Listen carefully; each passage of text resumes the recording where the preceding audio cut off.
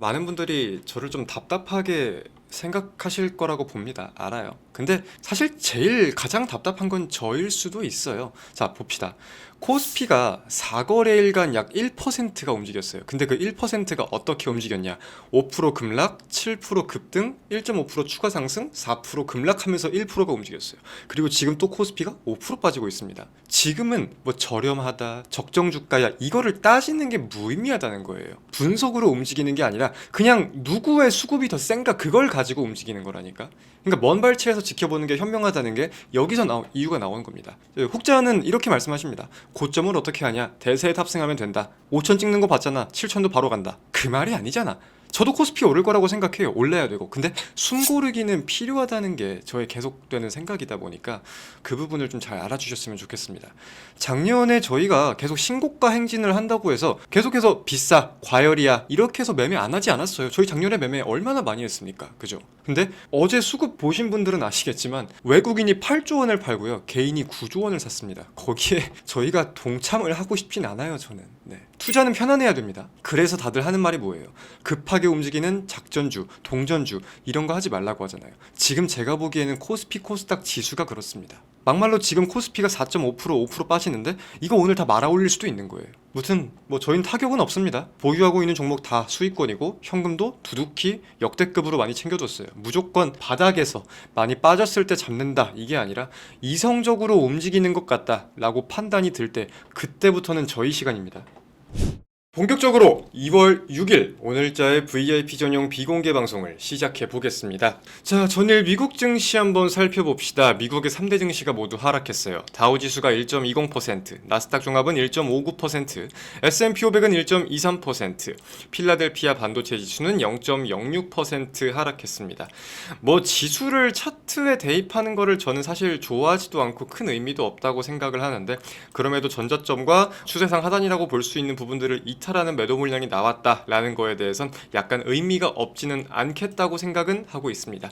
자, 그럼 미국 증시가 그렇게 하락한 이유는 무엇이냐? 결국 AI, 빅테크 중심의 매도 물량이 지속되는 어제와 오늘이 아닌가라고 생각을 합니다. 먼저 마이크로소프트 투자 규모가 상향된다라는 소식에 기대가 아닌 우려가 먼저 반영되었습니다. 알파벳, 즉 구글 마찬가지로 어제 하락했어요. 그리고 AMD 실적은 잘 나왔지만 일회성 매출에 대한 여론이 우세하면서 크게 하락했습니다. 퀄컴 마찬가지 부진할 것으로 전망되는 실적에 하락했어요. 근데 이제 뭐 메모리가 없어가지고 제품을 만들 수 없다 이런 논리긴 한데 물론 이제 메모리가 없다고 하기도 하고 빅테크 투자는 지속된다는 모습에 메모리 기업들이 장 초반 좀 오르기도 했지만 결국 좀 상승분을 전량 반납하는 모습이 있기도 있었습니다. 자, 그럼 지금부터는 오늘 이슈입니다. 아마존도 실적을 발표했고 시장에서 최근에 보던 대로 어닝 서프라이즈를 기록했어요. 근데 시간 외에서는 10%가량 급락세를 보이고 있습니다. 이것도 마찬가지로 자본 지출에 대한 예상액이 시장 예상치를 뛰어넘으면서 너무 투자가 과도하다는 인식이 박히고 있는 것 같아요. 그래서 이 모든 거를 우리가 정리해보면 AI 관련된 자본 지출, 카펙스, 투자가 악재로 다가온다는 모습. 투자자들은 이제 돈을 벌기를 기대하는데 그리고 돈을 벌고 있는 것도 맞는데 여전히 이 과한 투자만이 지속되고 있다 보니까 여기서 투자자와 기업의 시선이 좀 엇갈리는 게 드러나고 있지 않나라고 생각을 합니다. 근데 이제 그러한 와중에 엔스로픽 관련된 기사 한 번씩들 보셨죠? 엔스로픽의 새로운 AI 자동화 툴 도구가 공개가 되었잖아요. 그래서 기존 소프트웨어 사업들이 좀 위협받을 수 있겠구나, 점유율이 많이 떨어질 수 있겠구나 이런 우려 또한 확대되다 보니까 여러모로 기대보다는 우려가 좀 부각되는 상황이 아닌가라고 생각을 합니다. 그래서 지금 흐름의 핵심은 결국 빅테크 기업들의 내용을 정리해보면 투자가 지속되어야 한다. 근데 투자자들의 입장에서는 돈 버는 것 대비 투자가 더욱 너무 과하다. 진짜 이러다가 버블이 터지는 거 아니냐. 대립되는 구도가 좀 있는 것 같습니다. 작년까지는 그게 시선이 엇갈리는 경우가 없었는데 올해는 증명의 해다라고 말씀을 많이 드렸죠. 그런 관점으로 봤을 때 좀 실망 매물들이 많이 나오는 게 아닌가 생각을 합니다. 어제 국내 증시 같은 경우도 꽤 큰 폭의 하락을 보였어요. 사이드카가 발동되진 않았는데 종가 기준 3.86% 하락했습니다. 일주일에 월요일, 화요일 이틀 연속으로 사이드카가 사이드카가 발동되다 보니까 사이드카가 이제 어제는 발동이 안 됐고 생각보다 괜찮네 이렇게 생각하는 분들도 계시는 것 같은데, 사이드카는요 원래 1년에 5번도 못 보는 게 정상입니다. 5번이 뭐야, 3번도 못 보는 게 정상입니다. 우린 그걸 지금 일주일에 2번씩 보고 있는 거예요. 그래서 어제자 흐름을 보면은 개인 투자자가 이번 주에 역대 최고의 순매수 규모를 계속해서 갱신하고 있고, 외국인은 반대로 매도에 대한 폭이 계속해서 키워지고 있는, 사상 최대를 찍고 있는 그런 모습인데, 한번 오늘도 그런 흐름이 이어질지 보는 게 중요할 것 같아요. 자, 그리고 저희 보유하고 있는 네이버가 실적을 발표했습니다. 일단 4분기가 아니라 2025년을 바라봤을 때는 사상 최대 실적을 기록했고, 4분기 기준 매출액과 영업이익은 예상치에서 크게 엇나가지 않는 모습을 보였어요. 하지만 당기순이익이 예상치보다 꽤나 크게 하회하는 모습을 보였는데, 이에 대해서 좀 어떤 내용들이 나올지가 궁금합니다. 제가 좋아하는 종목이다, 우리가 보유하고 있는 종목이다 라고 해서 무조건 좋게만 보진 않겠습니다. 객관적으로 제가 지금 궁금한 부분들, 까봐야 하는 부분들을 정리해보면 이 정도가 있는 것 같아요. 첫 번째, 영업이익 대비 당기순이익이 꽤나 좀 적은 것 같은데 어떤 게 반영이 된 걸까? 물론 연말 일회성 비용에 대해서는 당연히 반영될 부분들이 있겠지만, M&A나 해외 활동 관련해서 어떤 포인트가 있었을지 궁금한 것들이 있고요.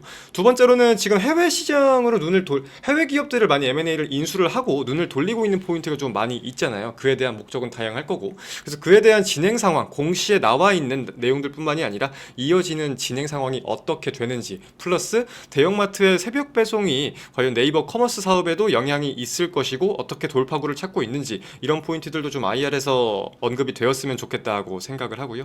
그리고 결국 중요한 건 또 하나가 이거죠. 국가대표 AI를 탈락했는데, 물론 관련된 입장이 나오기는 나왔지만 더 자세하게 조금 풀어줬으면 좋겠다 싶은 생각도 저는 꽤나 있습니다. 그리고 마지막으로는 빅테크 기업들이 최근에 투자와 관련된 내용으로 노이즈가 많이 끼고 있는데, 네이버는 좀 올해 자본 지출 계획이 어떻게 되는지 여부까지도 함께 좀 제가 체크를 해보고 다음 주에 말씀을 드리도록 하겠습니다. 단순하게 단기 순이익이 조금 못 나왔다고 해서 매도에 대한 관점이 되진 않습니다. 이건 저희가 분기 실적 하나 보고 들어가는 종목이 아니었고, 그럴 거면 지금까지 갖고 있지도 않겠죠. 차분한 관점으로 계속 지켜보겠습니다. 저희 지금 이제 현금이 역대급으로 많이 쌓여 있는 것 같은데, 2026년 한번 잘 해봅시다. 저희의 시간이 오고 있어요. 자, 2월 6일 국내 증시 개장했습니다. 개장 직후에는 보유 종목과 함께 시장 상황 보면서 필요한 부분들 말씀드리겠습니다. 저는 무조건 시장이 빠져야 된다고 봤던 사람은 아니지만, 광기는 빠져야 한다고 수차례 말씀을 많이 드렸었고, 그냥 그 광기의 수급이 빠져가는 과정 중이다, 우리는 우리의 시간이 오고 있다라는 생각으로 즐기면 된다. 자, 코스피가 4.42, 코스닥이 4.71, 빠지는 것도 광기예요. 사실은 코스피가 2.91% 하락 출발해서 1.3%를 4분 만에 빼는데 그게 광기지 뭡니까? 그만큼 지금은 내용에 대한 움직임이 아니라 수급 싸움만으로 움직이는 게 크다는 거예요. 많은 분들이 저를 좀 답답하게 생각하실 거라고 봅니다. 알아요. 근데 사실 가장 답답한 건 저일 수도 있어요. 자, 봅시다. 코스피가 4거래일간 약 1%가 움직였어요. 근데 그 1%가 어떻게 움직였냐? 5% 급락, 7% 급등, 1.5% 추가 상승, 4% 급락하면서 1%가 움직였어요. 그리고 지금 또 코스피가 5% 빠지고 있습니다. 지금은 뭐 저렴하다, 적정 주가야, 이거를 따지는 게 무의미하다는 거예요. 분석으로 움직이는 게 아니라 그냥 누구의 수급이 더 센가, 그걸 가지고 움직이는 거라니까. 그러니까 먼 발치에서 지켜보는 게 현명하다는 게 여기서 이유가 나오는 겁니다. 혹자는 이렇게 말씀하십니다. 고점을 어떻게 하냐? 대세에 탑승하면 된다. 5천 찍는 거 봤잖아. 7천도 바로 간다. 그 말이 아니잖아. 저도 코스피 오를 거라고 생각해요. 올라야 되고. 근데 숨고르기는 필요하다는 게 저의 계속되는 생각이다 보니까 그 부분을 좀 잘 알아주셨으면 좋겠습니다. 작년에 저희가 계속 신고가 행진을 한다고 해서 계속해서 비싸, 과열이야 이렇게 해서 매매 안 하지 않았어요. 저희 작년에 매매 얼마나 많이 했습니까? 그죠? 근데 어제 수급 보신 분들은 아시겠지만 외국인이 8조 원을 팔고요, 개인이 9조 원을 샀습니다. 거기에 저희가 동참을 하고 싶진 않아요. 저는. 네. 투자는 편안해야 됩니다. 그래서 다들 하는 말이 뭐예요? 급하게 움직이는 작전주, 동전주 이런 거 하지 말라고 하잖아요. 지금 제가 보기에는 코스피, 코스닥 지수가 그렇습니다. 막말로 지금 코스피가 4.5%, 5% 빠지는데 이거 오늘 다 말아 올릴 수도 있는 거예요. 무튼 뭐 저희는 타격은 없습니다. 보유하고 있는 종목 다 수익권이고 현금도 두둑히 역대급으로 많이 챙겨줬어요. 무조건 바닥에서 많이 빠졌을 때 잡는다 이게 아니라 이성적으로 움직이는 것 같다 라고 판단이 들 때, 그때부터는 저희 시간입니다. 자, 정리해서 말씀을 한번 드려보면 어차피 저희는 이제 관리를 해야 될 리스크라는 게 아예 없습니다. 항상 강조를 드렸듯이 상승할 때 리스크를 관리하는 거다. 저희는 그렇게 해서 현금화를 계속 해왔었고, 이제는 오히려 담을 시간이 오고 있는 거예요. 남들은 지금이라도 매도해야 하나? 지금이라도 손절? 본청? 정리해야 하나? 그 고민을 할 때 누군가는 기회를 잡을 시간을 지금 기다리고 있는 겁니다. 제가 2026년 장세에 대해서 말씀을 드릴 때 가장 많이 강조를 드린 게 그거였어요. 사람별로 수익률이 극명하게 갈릴 것이다. 그 이유는 예기치 못한 급락이 자주 출현할 거라서 그 급락을 어떻게 이용하냐가 2026년을 가르는 한 해가 될 것이다. 하던 대로 합시다. 뭐 증시 빠진다고 조급할 것도 없고요. 평소대로 우리가 돈을 벌어왔던 대로 하면 됩니다. 자, 무튼 지금부터 저희의 계획은 단순합니다. 현금은 이미 역대급으로 확보가 되어 있고, 제가 작년 1월부터 방송을 진행했는데 그 후로 지금 현금은 역대급으로 많이 쌓여 있어요. 그리고 업종, 종목, 구간대에 대해서는 오지 않아도 제가 항상 세팅을 하고 있다는 것을 다들 알고 계실 겁니다. 그러면 지금부터는 이제 그 구간대가 왔을 때 광기가 좀 꺾였다라고 볼 수 있는 시점에서 우리는 하나하나 비중 태워서 담아가면 된다. 저는 매매를 할 때보다 매매를 안 할 때가 사실 더 바쁘거든요. 보유 종목을 많이 갖고 있을 때에는 보유 종목만 지켜보면 되지만, 매매를 안 할 때에는 안 하는 이유가 있을 것이고, 그럼 언제 들어갈지 계획이 나와 있을 것이고, 그럼 그 계획에 맞게 어떤 종목을 어떻게 편입할지 그게 나와야 되니까. 근데 이렇게 증시가 빠져주면은 볼 수 있는 업종이 너무 많이 늘어나니까 오늘 전 바쁘겠네요, 많이. 그래서 모르겠어요. 코스피 기준으로 본다고 할 때 이게 오늘 뭐 이렇게 말아 올릴지, 이렇게 말아 올릴지, 이렇게 빠질지, 이렇게 갈지, 이거는 진짜 예측을 하면 안 되는 영역이고, 지금부터는. 자, 오늘 방송은 여기서 마무리하겠습니다. 자, 고생들 많으셨고요. 저는 다음 주 월요일 날 다시 웃으면서 인사드리겠습니다. 다음 주에 만나요, 여러분. 안녕.